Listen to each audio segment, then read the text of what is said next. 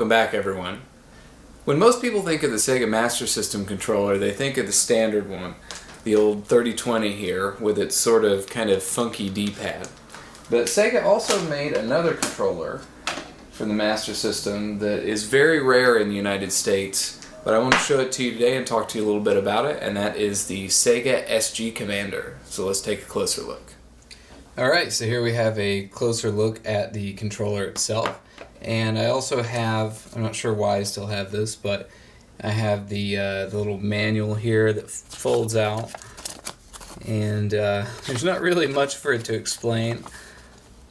So there you have it in several languages. So now this was released in Europe only, so it is a little difficult to get your hands on one of these. And honestly, I think it's pretty clear that this was inspired by another famous controller. Of course, no, wait, not that one. So I'm talking about the Nintendo Entertainment System controller. And if you take a look at the two of them side by side, you can see that, you know, it's, and you probably didn't even need to look at the Nintendo controller to see that. But in any case, it does feel very much like the Nintendo controller. The D-pad especially feels like the Nintendo D-pad, which is a huge improvement over the standard Master System controller. And your buttons feel good. They, again, kind of feel like a Nintendo controller buttons. They're concave, and yeah, nice and comfortable. And then up above here you have these two little sliders, and these will set your auto fire rates if you want to turn that on. And of course, if it's all the way at the left, it's off. Now this is the only part of the build quality that feels a little cheap to me, and I mean, you can see just sliding this back and forth.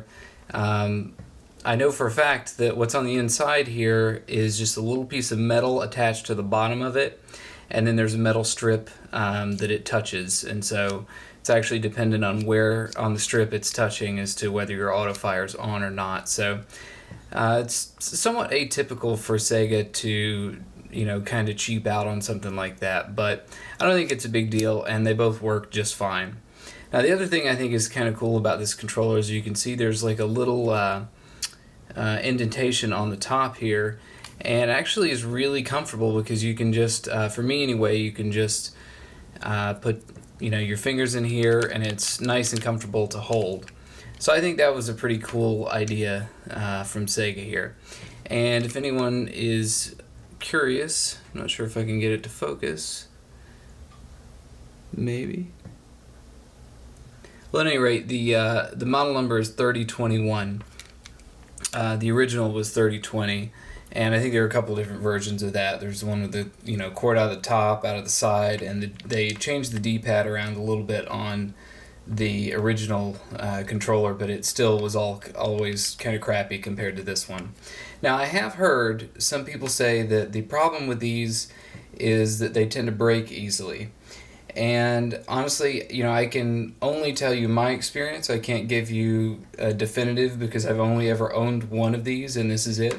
And I know this looks nice and clean and all of that, but this actually was one of the dirtiest, nastiest, you know, pieces of gaming equipment like I've ever gotten. This was one of those that I bought online, and it came in, and there was just like, there was dirt underneath here just caked in there, like you could barely move the D-pad around. There was so much dirt caked in there, so I had to take the whole thing apart, use, you know, Q-tips and all kinds of stuff to get it cleaned out, and it works fine. So even though it had been really abused, it works just fine. And this is pretty much the only controller that I use for my Master System, so I don't think there are any problems with the reliability of it. So yeah, that's my 2 cents on that. But again, this is the only one I've ever had. The other thing is too, a lot of people just use their Genesis controller to play Master System games, and most of the time that works fine, but there are a few games that will not work with the Genesis controller. Either the D-pad will be messed up, or you won't be able to use one of the buttons. So just know that that is the case, and that for those games you will have to use an original controller, and this is a really great option for that. And honestly, like I said, this is the one that I use, when I'm playing my Master System anyway, because it's really comfortable and kind of gets the job done. So anyway, I just wanted to show you guys the Sega SG Commander and talk about it a little bit. So hope you enjoyed the episode. Thanks for watching.